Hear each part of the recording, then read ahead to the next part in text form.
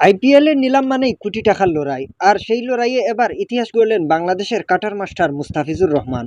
বাংলাদেশি ক্রিকেটারদের মধ্যে আইপিএলের নিলামে সর্বোচ্চ দামে দল পাওয়ার নতুন রেকর্ড এখন তার নামেই।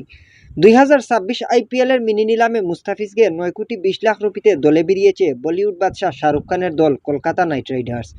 বাংলাদেশি মুদ্রায় যার মূল্য প্রায় 12 কোটি 37 লাখ টাকা। এর আগে এই রেকর্ডটি ছিল বাংলাদেশের সাবেক অধিনায়ক মাশরাফি বিন মর্তুজার দখলে। 2009 আইপিএলে তাকেও কিনেছিল কলকাতা নাইট রাইডার্স।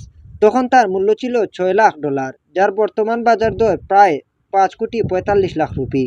মুস্তাফিজ এই রেকর্ডও ভেঙে দিল। আইপিএলে তার পথ চলা নতুন নয়, এর আগে খেলেছেন অনেকগুলা দলে। নিলামের সময় মুস্তাফিজকে পেতে লড়াইয়ে ছিল দিল্লি ক্যাপিটালস ও চেন্নাই সুপার কিংস।